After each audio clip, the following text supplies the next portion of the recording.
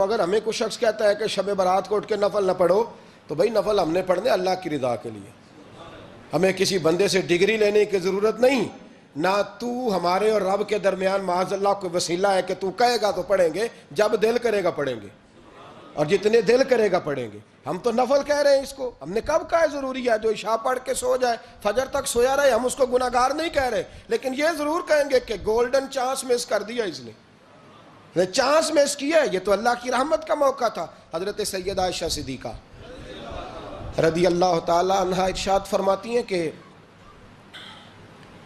شعبان کی 15ویں رات تھی، یعنی شب برات کی رات، فرماتی ہیں شعبان کی 15ویں رات تھی، میں نے اچانک نظر ڈالی تو حضور میرے بستر میں تھے، پھر میری نظر پڑی تو حضور نہیں تھے، میرے دل میں گمان آیا، خیال آیا کہ شاید کسی اور زوجہ کی طرف حضور کا میلانے تباہ ہو گیا ہو، وہاں تشریف لے گئے ہوں۔ فرماتی میں اٹھی باہر گئی تو نبی کریم علیہ السلام جنت البقیع میں تھے، قریب ایک جگہ پہ حضور دعائیں مانگ رہے تھے۔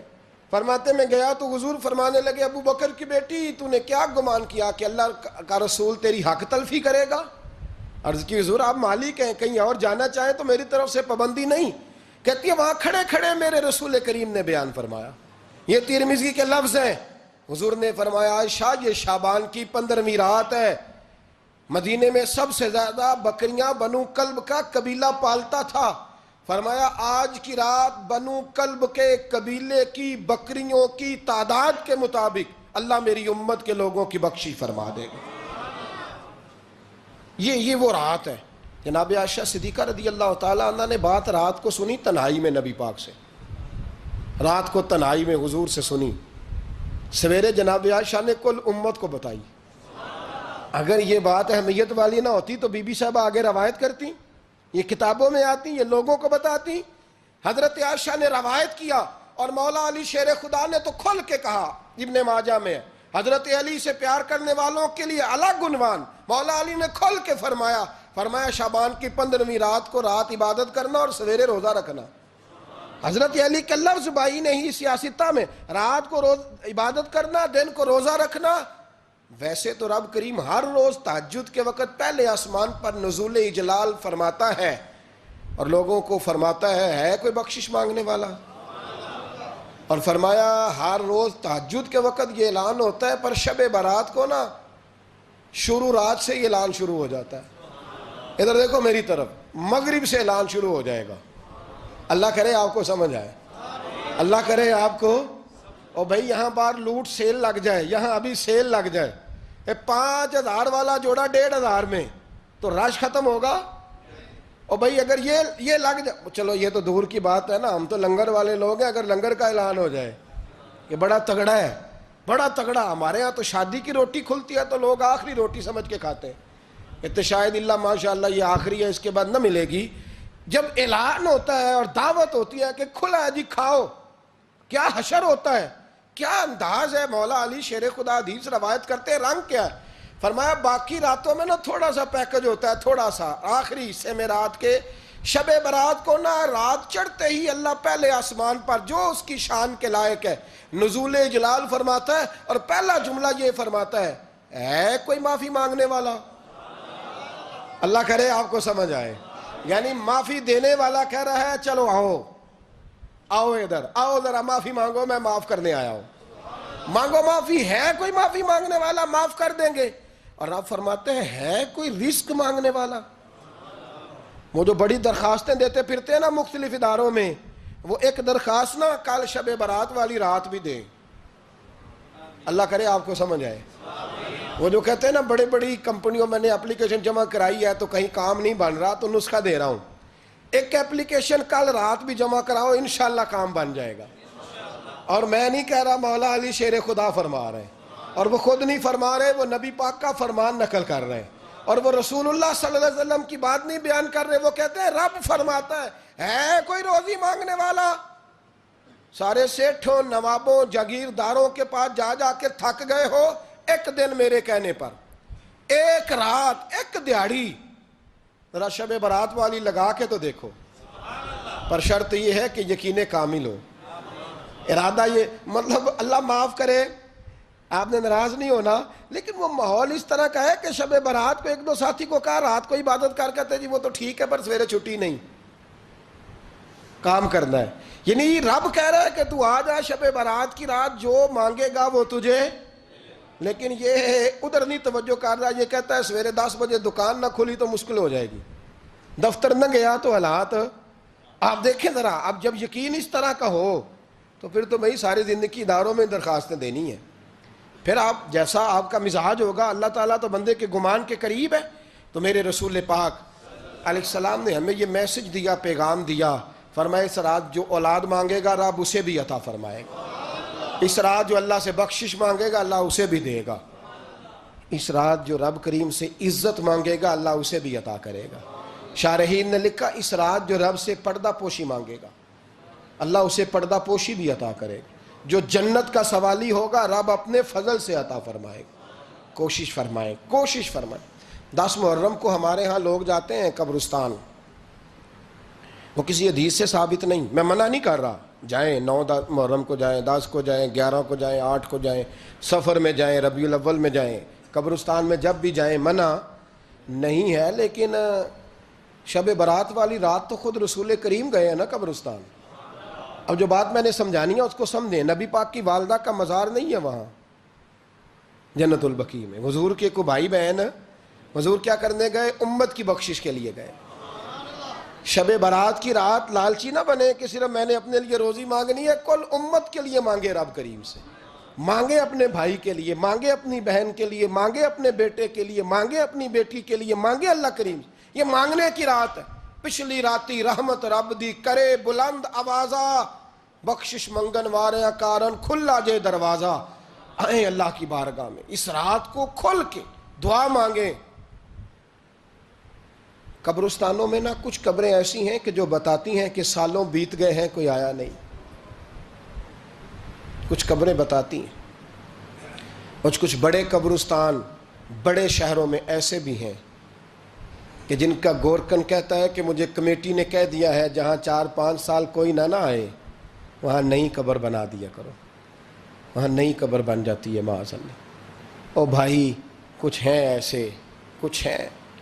یہ جائیں نا اکبر بادشاہ یہاں لیٹا ہے لاہور میں، تو شعر لکھا ہوا ہے بر مزارے ماں غریباں نے گلے پروانہ سوزز نے صدائے بلبلے. فارسی کا مقولہ لکھا ہے اس کی قبر پہ، کہتا ہے میں وہ غریب ہوں. اعلیٰ بادشاہ ہے مقبرے میں لیٹا ہے، کہتا ہے میں وہ غریب ہوں کہ نہ یہاں کوئی پروانہ آتا ہے نہ بلبل آ کے گیت گاتی. کوئی آتا ہی نہیں، کوئی فاتحہ نہیں پڑھتا، کوئی فاتحہ نہیں پڑھتا. او بھائی کئی قبریں ایسی ہیں جن پہ سالوں بیت گئے کوئی لوٹا نہیں. اور مشکات میں حدیث ہے میرے نبی کریم علیہ السلام نے فرمایا جو قبر میں ہوتا ہے وہ تو اس آدمی کی طرح ہے جو دریا میں ڈوب رہا ہے اور وہ انتظار کر رہا ہے کہ میرا بیٹا میرے لیے دعا مانگے، میری بیٹی دعا مانگے. پر بیٹے کو تو 27 سال ہو گئے، ملک سے باہر ہے. کاغذ بنے گے تو ابے کی قبر پہ آئے گا نا، اس کے تو کاغذات ہی نہیں مکمل ہو رہے. وہ بیٹے کو تو مشکل ہے بڑی، وہ تو کاغذات نہیں بن رہے. وہ تو دولت کا مطالبہ پورا ہوگا تو جب ہی وہ کام ہوگا نا. انتظار ہو رہا ہے قبروں میں میرا بیٹا دعا کرے، میرا بھائی دعا کرے. اور اگر بچہ دفن ہے تو وہ کہتا ہے میری ماں دعا کرے، میرا باپ دعا کرے. کوشش کریں شب برات بعد از مغرب یہ رواج پیدا کریں. یہ رسول اللہ کا طریقہ ہے صلی اللہ علیہ وسلم. قبرستان میں جائیں اور جا کر کے وہاں اللہ تبارک و تعالیٰ سے دعا مانگیں کہ یا اللہ جو اس قبرستان میں لیٹے ہیں وہ بھی، اور جو آج تک کلمہ پڑھنے والے دنیا سے گئے وہ بھی، اور جو قیامت تک جائیں گے وہ بھی. اے اللہ تو سب کی بخشش فرما دے. اللہ کی رحمت کو محدود نہ کریں کہ صرف مجھے بخش دے، اسے کہیں یا اللہ کل کی بخشش فرما. ساری امت کے لیے دعا کریں. شب برات کی رات نفل پڑھیں. ہمارے ہاں محفل ہوتی ہے ہر سال الحمدللہ، بڑے شوق سے بڑا خوبصورت ہم اہتمام کرتے ہیں. لیکن میں اکثر دوستوں سے کہا کرتا ہوں کہ جن کو اکیلے میں نفل پڑھنے میں مزہ آئے وہ اکیلے میں پڑھیں. کتنی کھلی بات کر رہا ہوں. میں پابند نہیں کر رہا کہ آپ یہاں آئیں گے محفل میں آئیں گے ضروری ہے. بھئی آپ کو اکیلے میں مزہ آتا ہے نا. کچھ لوگ تنہائی میں ہو تو دل زیادہ لگتا ہے، وہ تنہائی میں کریں اللہ اللہ کوئی عرض نہیں. لیکن کچھ ایسے ہیں کہ نعت سنتے ہیں تو دل نرم ہوتا ہے، تقریر سنتے ہیں تو دل نرم ہوتا ہے. تو جن کا اس طرح نرم ہوتا ہے وہ مسجد میں آئے, بات سنیں. کچھ کو سب کے بیچ بیٹھ کے رونا آتا ہے. حضرت سعدی شیرازی فرمایا کرتے تھے کچھ لوگوں کے آنسو مجھے رلا جاتے ہیں. فرماتے ہیں کچھ کی آنکھیں دیکھ کے رو پڑتا ہوں, لہٰذا میں جب بھی ذکر کرتا ہوں محفلوں میں بیٹھ کے کرتا ہوں. تنہائیوں میں مجھ سے نہیں ہوتا, تو جس سے نہیں ہوتا وہ آئے نا, مسجد میں آئے, رات عبادت کریں. کل مغرب سے پہلے پہلے کام سمیٹ لیں سارے, اور مغرب کے بعد یہ رات شروع ہوگی, مغرب کے بعد ایک چھٹی کر لو اللہ رسول کے لیے. کر لیں گے انشاءاللہ تعالی ایک چھٹی. اور توبہ کی رات ہے یہ, توبہ کرنی ہے. توبہ کس کو کہتے ہیں؟ توبہ کا معنی ہے پچھلے گناہ پر پچھتانا, شرمسار ہونا. کہتے نہیں اے کاش میں نہ کرتا, اور وہ لفظوں میں نہیں, جملوں میں نہیں, توبہ رٹی رٹائی نہیں. شرمسار ہونا اور آئندہ گناہ نہ کرنے کا پکا ارادہ کرنا, اس کا نام توبہ ہے. دیکھیں اللہ تعالیٰ فضل کرے, میں نے پچھلے سال کہا تھا پھر کہتا ہوں, مسجدوں سے نا شب برات کی رات, شب قدر کی رات چیخوں کی آوازیں آتی ہیں, لوگ اتنا روتے ہیں نا. رونا چاہیے, کم روتے ہیں, زیادہ رونا چاہیے. لیکن سوال یہ ہے کہ اتنا زیادہ لوگ شب برات کی رات روتے ہیں, کیا پھر سویرے بددیانتی ختم ہو جاتی ہے؟ جو رات مسجد میں کھل کے رو کے آیا ہے اس کا پروگرام ہے نا کہ اب ملاوٹ کبھی نہیں کرے گا, اب گاہکوں سے جھوٹ کبھی نہیں بولے گا, اب وہ بددیانتی کا معاملہ کبھی نہیں کرے گا. لیکن رات روتا بھی رہے اور سویرے پروگرام یہ ہو کہ میں نے پھر لوگوں کو فریب دینا ہے, داؤ لگانا ہے, تو اس نے توبہ کیا رات کے, یہاں بس یہ ایکٹنگ کر کے لوٹ آیا ہے. یعنی بڑی سجا بنا کر کے, سوار کر کے رات توبہ کی. کیا مطلب ہے توبہ کا؟ کہ توبہ آپ نے کی. حضرت حسن بصری سے کسی نے کہا توبہ کیا ہے؟ فرمانے لگے توبہ یہ ہے کہ جس گلی سے رب نے تجھے منع کیا ہے دوبارہ پھر تو اس گلی میں نظر نہ آئے, تو نظر ہی نہ آئے. اور جس جگہ جانے کا رب نے تجھے حکم دیا ہے پھر تو دوبارہ وہاں سے غیر حاضر نہ ہو. اگر یہ پروگرام ہی نہیں, ارادہ ہی نہیں. بچے ایک دو مجھے کہنے لگے کل حضرت صاحب توبہ کے موضوع پر ہم نے گفتگو کرنی ہے, تو کوئی باب بتائے کہاں پہ ہے. کچھ بچے شاگرد ہیں, کچھ مسجدوں میں جمعہ پڑھاتے ہیں. ایک نے مجھ سے کہا, تو میں نے کہا بیٹے پہلے مسجد میں جاؤ, 2 نفل پڑھو, توبہ کرو, توبہ کا ارادہ بناؤ. یہ رسم نہیں ہے. وہ نعت خواں بھی تو توبہ کر لینا جو شب برات کے دن لوگوں کو توبہ کرانے آیا ہے اور 25,000 کا سودا کر کے آیا ہے. تو آج اس کام سے تو توبہ کرنا, یہ نوٹ پھکوانے سے تو توبہ کرنا. یہ رسم ہے. ساری رات توبہ توبہ توبہ توبہ, یہ کیا معنی ہے اس کا؟ کیا مطلب کریں؟ امام غزالی فرماتے ہیں کہ ایک آدمی بادشاہ کا گارڈ تھا, سپاہی تھا, اس کا پہرے دار تھا, نگرانی کرتا تھا, بڑی وفاداری سے نوکری کرتا رہا. بادشاہ نے اسے تنخواہ کے علاوہ بھی بڑا نوازا. اسے بادشاہ نے بڑے الاؤنسز دیے, بادشاہ نے بڑا کچھ دیا, مکان دیا. کچھ سالوں کے بعد بادشاہ کو پتا چلا کہ یہ میرے لیے نہیں آتا تھا, اس کی تو میری کنیز پر نظر تھی. اس نے تو رات کی ڈیوٹی اس لیے لگوائی تھی کہ کنیز پر نظر تھی. تو امام فرماتے ہیں کہ بتاؤ پھر وہ بادشاہ اس کے ساتھ کیا سلوک کرے گا؟ وہ کیا سلوک کرے گا؟ تو لوگ کہنے لگے حضور لگتا یہ ہے کہ وہ نا 4-5 حصوں میں کاٹ کے تو کتوں کے آگے پھینکے گا. آپ فرمانے لگے میرا رب تو بڑا ہی کریم ہے, وہ تو ایسے نہیں کرتا. لیکن بتلاؤ اگر اسے پتا چلے کہ یہ رسم کے لیے آیا ہے, اس کی تو نظر ہی مال پہ ہے, یہ تو سویرے بدلے گا نہیں, یہ تو دھوکہ دے رہا ہے, یہ تو توبہ کرنے آیا ہی نہیں, اس نے تو ڈھونگ رچایا ہے, اسے تو پہلے سے خبر ہے. تو پھر تم کیا امید رکھتے ہو؟ پھر کیا رویہ رکھتے ہو؟ شب برات کی رات دھاڑے مار مار کے رونا اور صبح اسی طرح دھوکہ دینا, اسی طرح فریب کرنا, اسی طرح جھوٹ بولنا, اسی طرح بددیانتی کرنا, اسی طرح لوگوں کو لوٹنا. تو یہ رسم نہیں ہے توبہ. توبہ تو بدل جانے کا نام ہے, توبہ تو پھر سنور جانے کا نام ہے. توبہ تو اس طرح ہے جس طرح حضرت ابراہیم ابن ادھم نے کی تھی. وقت کے بادشاہ تھے, بادشاہ جب توبہ کی تو پھر ہر چیز چھوڑ دی, پھر مال لوگوں میں بانٹ دیا اور پھر ٹاٹ کا لباس پہن کر زندگی گزاری. لوگوں نے کہا حضور یہ تبدیلی ہے. فرمایا تبدیلی نہیں, یہ میری توبہ ہے, یہ میری توبہ ہے. جب توبہ کی تو پھر بدل کے کی, جب توبہ کی تو پھر تبدیل کیا آپ نے. یہ کیا توبہ ہوئی؟ ساری رات روتے رہے, سویرے دکان پہ جا کے پھر قسم اٹھائی کہ مجھے تو پڑتا ہی 11,000 کا ہے. یہ توبہ ہے؟ تو آپ نے اور میں نے توبہ کرنی ہے تو انشاءاللہ تعالیٰ اس طرح کرنی ہے کہ پھر 15ویں شعبان کو بدل جائے. یہ جو موقع آتے ہیں نا شب برات کے, شب قدر کے, یہ بنیادی طور پر اللہ تعالیٰ کی طرف سے دی ہوا موقع ہوتا ہے کہ چلو تمہیں چانس دیتے ہیں، تمہیں چانس دیتے ہیں، پابندی کوئی نہیں، لیکن رب کی طرف سے نا موقع ملتا ہے، چلو تمہیں ایک موقع دیتے ہیں، چلو اپنے آپ کو کلیئر کر لو، تمہیں موقع دیتے ہیں، یا اللہ کیا کرے، کچھ بھی نہیں، آ کے نا سچے دل سے 2 رکعتیں پڑھ کے توبہ کرو، عرش کا مالک پچھلے سارے معاف کر دے گا، کچھ بھی نہیں، آؤ موقع ہے۔ ان لوگوں کی باتوں پہ نہ جائیں جو بلا وجہ پریشان کرتے ہیں، ہمیں بھی روز ہی سوال آتے ہیں، دل نہیں کرتا، کچھ باتیں ایسی ہیں جو کرنے کو طبیعت نہیں چاہتی، میں کروں گا بھی نہیں۔